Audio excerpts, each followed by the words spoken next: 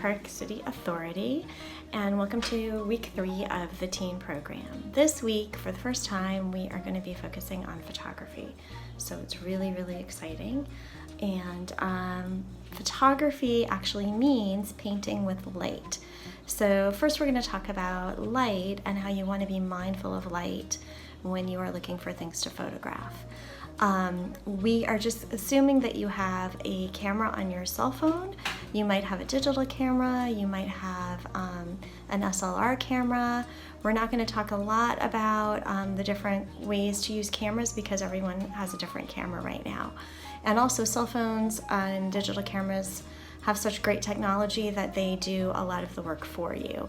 So we're going to talk more about looking at light and different ways to compose your image and different subject matter. So let's look at different kinds of light you want to be mindful of when you are taking photographs, and then we will move on and do some fun things with the photographs. We hope you enjoy. Please share with us what you make. I've used my sons as models and bribed them to pose for me. And we're just going to look at some images, and what I'm looking at here is natural light. So we're not going to get too much into artificial light or indoor light. And natural light is a really great way to start. Remember, photography is all about capturing light, and the camera lens, depending on how open or closed it is, lets in more or less light, which impacts your image.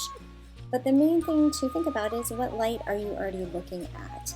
And different kinds of light are impacted by the time of day and the weather. The best kind of light is a diffuse light. So that's a light that is kind of uniform, and a good time to get that kind of light is at the end of the day, like right at dusk, or early in the morning. And at the end of the day, it's kind of called the golden hour. That kind of time you kind of see like a warmer light. This is just an example of that golden hour of light. This is my son Noah, and you can see here the light is pretty even on his face. It's light on one side, but we don't have any areas that are really dark in shadow. He has a kind of a nice warm glow all over his face. I can see a lot of details, not only on the subject, but also in the background. And even in the darker areas like his hair or the bush behind him, it's not so dark that I can't see any details. So we really want to look for that kind of light. This is an image of my son Mateo. This is also in that golden light, so you can see how you really get like a nice even spread of the light on his face, but you also have this really nice warm glow to the light, and a little bit of shadow here as the sun is going down, but he's still really evenly lit. So we were playing a little bit with the shadow cast by his figure onto the wall behind him. So beautiful light to photograph. This is again Noah. You can also get good light early in the morning when the sun is just coming up. And this is kind of a very even light. The sun isn't too high in the sky, so we get kind of diffused light. And so in kind of nice even cast over everything, nice detail in everything, a nice even tone on his face. I do want to show you something that my camera phone did. This is a similar shot, but what the camera did is it focused more on the darker areas, his clothes and the grass, and what happened is it blew out Noah's face a little bit and the background. So when something is blown out, it means that it goes to almost white and you don't see any details. So that's something you want to avoid. We can't really see what's happening in the buildings or the sky in the background there, and we lose some of the details of Noah's face. So you don't want your image to blow out to that degree. Here's another image of Mateo with that nice morning light. Really evenly lit, you can see a lot of detail. There's not areas that are really blown out. If we go later in the day, like around noon or lunchtime, and we have the sun high in the sky, that's really not a great time to photograph. The bright sun can be too harsh, and you get really extreme contrast of shadows. So you can see here Noah's got like dark shadows under his eyes, his forehead is dark. You kind of get these shadows on his nose.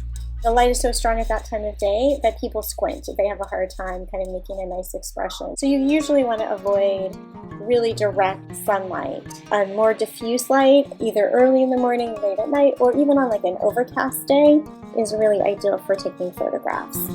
However, you might actually really like the stark contrast. So this is Noah, the same time of day, sitting in some of the shadows of a tree. The shadows of the tree kind of make some nice patterns on him and kind of make an interesting composition that can add to your photograph. So while those harsh shadows might be too much, you can also use them to your advantage.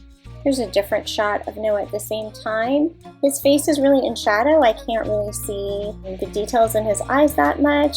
But what happens is it makes actually an interesting image. You've got this shadow cast by his hand, and it adds a kind of a mood to the image. So you can make those shadows work to your advantage. Here's where we really kind of tried to push that. I also got down lower, so I was almost at Noah's feet, looking up at him, and so then I kind of got a really interesting view. That shadow and that bright light worked to my advantage. You don't really want to photograph at night because you lose that light. And remember, photography is all about capturing light. As things get darker, we lose detail, we lose color, we lose contrast. So this is Noah after the sun's gone down. He's kind of illuminated by the torchlight, but it's not a great image. You really can't see him very well. But again, that might be something you want to play with. In this shot, he just moved down a little bit and was able to get some of the street light illuminating him a little bit more. That added a little bit more light to the scene, so even though this is the evening and it's dark, all those rules are kind of meant to be played with. And you might find some images where the figure's almost silhouetted that could be really interesting. So just think about noticing the light, especially natural light, as you go about taking photographs, and maybe take a lot of photographs of people. Have them pose for you, experiment with different times of day, different kinds of light, and see what you like. See what images you can find. There's really no limit to the amount of photographs you can shoot. So now that we've looked at light and how it impacts our photographs, we want to start thinking about self-portraiture. We thought this would be a really interesting subject at this time when we're all living worldwide in unprecedented circumstances. There's so many changes happening in the world. Our way of life has really changed. And so I wanted to show you some photographs of artists taking self-portraits at this time. We thought it would be really interesting to have you take photographs of yourselves. Think about what you're experiencing right now. This could be a daily photograph to record this moment in time, which is historical, to help you reflect on this moment in time and work through it, and also keep a record of what you're experiencing. This first photograph is by an artist named Eric Carter. This is really interesting because it's from a series in the New York Times on Black artists reflecting on America at this time. You might be having more time to reflect, staying home, thinking about who you are, more time to be creative. You might be like Anna Yoon in this image. In your domestic space, maybe changing it, looking out the window. We all seem to be looking out windows a lot more often, or looking in windows to connect to family and friends. This is by Deborah Willis and was featured in the same New York Times article that Eric Carter was featured in. You probably are doing a lot more work on your computer, whether for school or to connect with family. Deborah is an artist, a professor, and using social media and things like Zoom to connect to family and colleagues, and this is a great self-portrait with multiple images kind of captured from those platforms. You might be dealing with the coronavirus and being sick, or having a family member who is sick and having to quarantine. This is a collaboration between Pete Cahart and Kasia Struck. Pete actually came down with the coronavirus and had to quarantine, and so they took a whole series of photographs together, kind of documenting this isolation. In this photograph, she was holding the camera and he was controlling the shutter. So it's an interesting way to think about light in terms of reflections and what you can do with the windows. You might take a self-portrait that doesn't have any image of a person in it. This is Pete and Kasia's image of his record of his illness and tracking his temperature as the days went on. You might be an essential worker or have somebody in your family who is an essential worker. This is Andrea Frazetta, also doing a special expose for the New York Times of portraits of hospital workers in Italy. While he was working on this project, his mother actually came down with coronavirus and unfortunately passed away. This is his last photograph of her, the last time we got to see her. You might be interested in expressing this time. This is an artist, Katrina C., and this was on voicesofyouth.org, just kind of trying to express some political ideas about Asian Americans and Asians being blamed for the virus. You might be part of Black Lives Matter and protesting. This is an image by Patrick Record for the Ann Arbor News of a protest in Michigan. And there are other images all over the world of the Black Lives Matter movements. This is by Jonathan Mering. An interesting idea of a portrait being a fragment of a face. So you might explore using pieces of other photographs to make an image. Another portrait of his. These are all in New York City.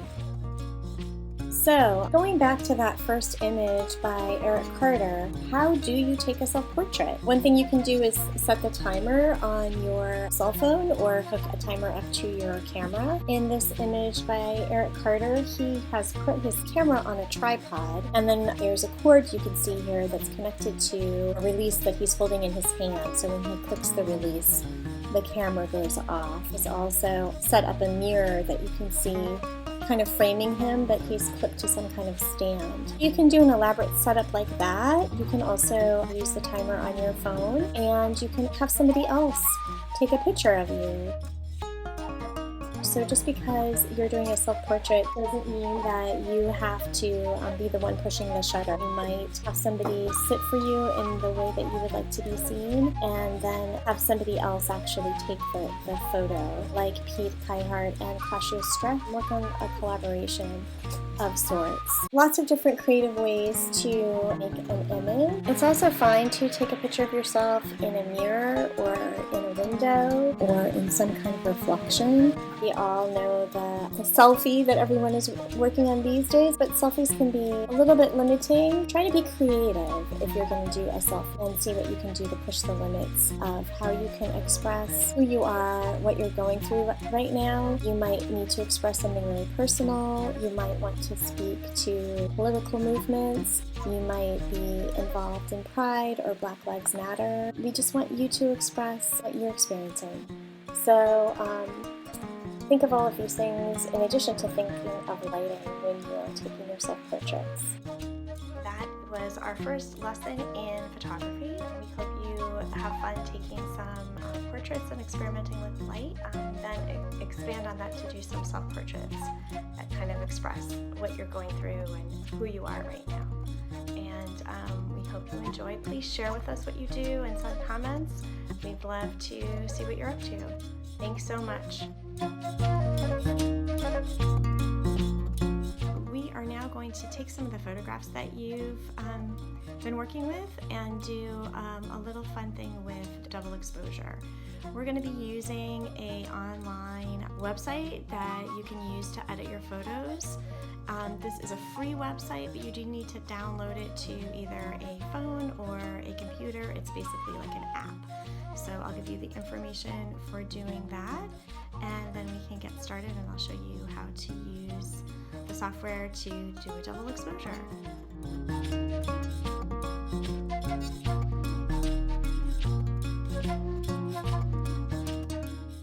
Okay, so now we are in Polar Photo Editor. So you can put it on a phone, you can download it to the desktop or laptop or a tablet. It is a free program and it basically gives you an idea of what a photo editing program like Photoshop would be like. So I've got it already downloaded and I just opened it up. And I'm going to go over here to the corner to open photos.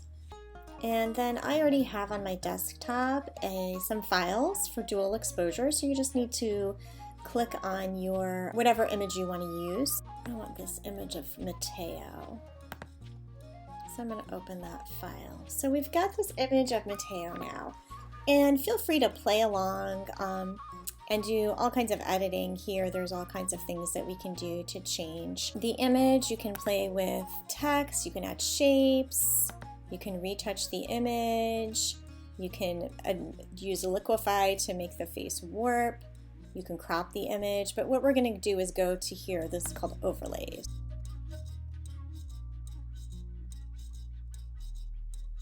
You want to go to custom, and then what we're going to do is add, and I've already picked an image that I took. This is an image of Colorado, and I'm just going to open that file. I'm using this image because I was supposed to go on a trip to Colorado this summer. So in thinking of portraiture and in reflecting about where we are and who we are right now, we are not going to be able to vacation this summer because we don't want to expose any friends or family members to the virus, and we aren't sure how safe it is where we are going, so we decided to stay home. So I'm kind of mourning that I'm not going to be able to see family and friends. You might see this pop up. This is just kind of a thing where they want you to upgrade to a fancier version, and we're just going to click no, and then that will go away. So what you can see here is that the photo, my image of Colorado, went over my portrait. Now if I go over to this side, any of these adjustments are going to affect the bottom photo. So think of there being 2 layers of photos. And I really want to adjust this top photo. One thing to think about, you need to be really careful when you're using other people's images. You always want to give them credit, but you also can get in trouble with copyright if you use their images and then present them as your own. I highly recommend playing with overlapping all kinds of images, but use photographs that you took. Even though that might be restrictive, you want to use your own images. So this is a photo I took from a vacation a couple of years ago.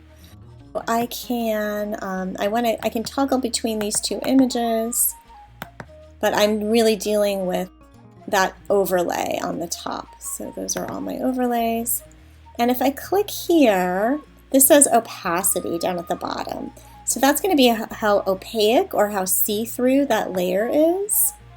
So I'll just show you, I can kind of make that second photo on top more transparent, so you really see the portrait underneath, which kind of defeats the purpose of doing an overlay or double exposure. I'm going to make it a little bit darker, but I don't want to totally lose the portrait underneath, so I'm going to move it that way. If you just hover over these, sometimes it will tell you what they are. And these are all kinds of things now that we can do to that top layer. Before you do any of these things, this button is very important. This is the undo button.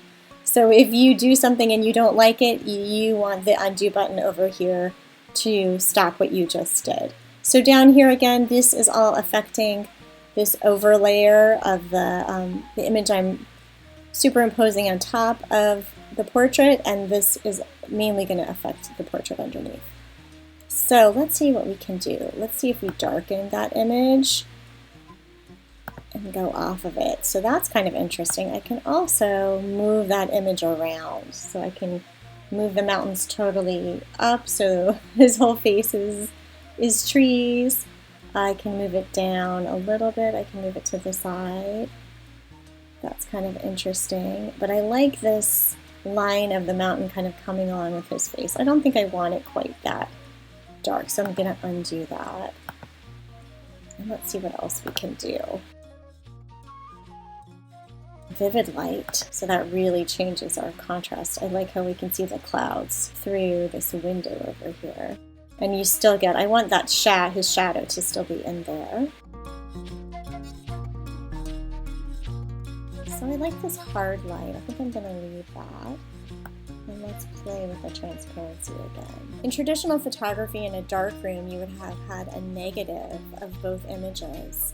And you would basically expose one negative and then expose the second negative on top of the same piece of photo paper. And you would get two images in one. Okay, so there's all kinds of fun things you can play with here. Luminosity, changes the color, saturation, kind of zaps the color out.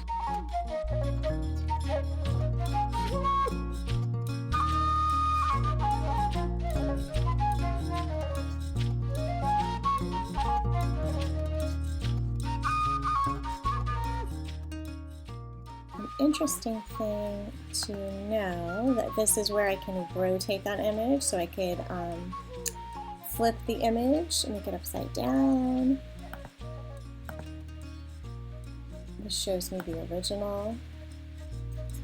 And this little symbol is an eraser, so we want to add a mask. And then we get all of these things that we can play with. We can create a gradient, we can play with the color. So this is radial. This is something that I want to play with. So we're going to kind of turn this down here. So this is basically making that overlap just be in the center of the image. And I can move that over here. So it's mainly around my son Mateo's face and not affecting the others. So almost like he's thinking about it, but it's not in the back of the image. But I did kind of like the tree in the middle. So we're going to undo. Let's see what else we can play with. So if I go to the brush segment, all of these things affect the brush size, the brush flow, the brush hardness, and I actually want to go back and use the eraser. I like this pretty much, but there's some areas here where I don't really like this dark line across the top. So the eraser will actually let me kind of erase sections of that mask. Like the brush, the eraser has a certain hardness and softness. It also has a flow and a size. So the two images kind of are going to be a little bit more seamless together. So all of these tools really mimic what you could do with Photoshop or other photo programs.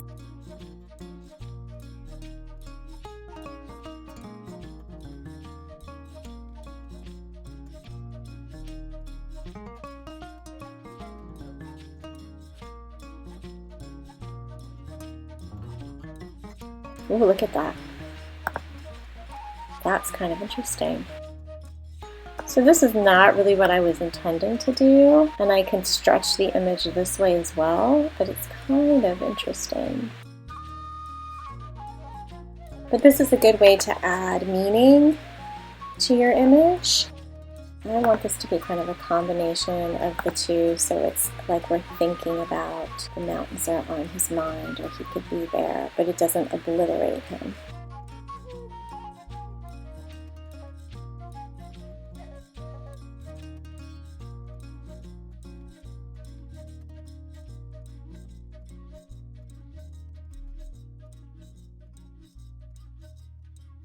So Polarifoto is really nice because it lets you experiment with all of these without making a commitment to a really expensive photo program.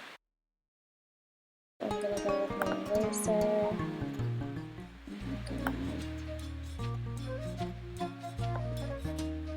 Make some of these transitions a little bit more seamless, so we don't see that edge of the image as much. And this could be something that we crop too.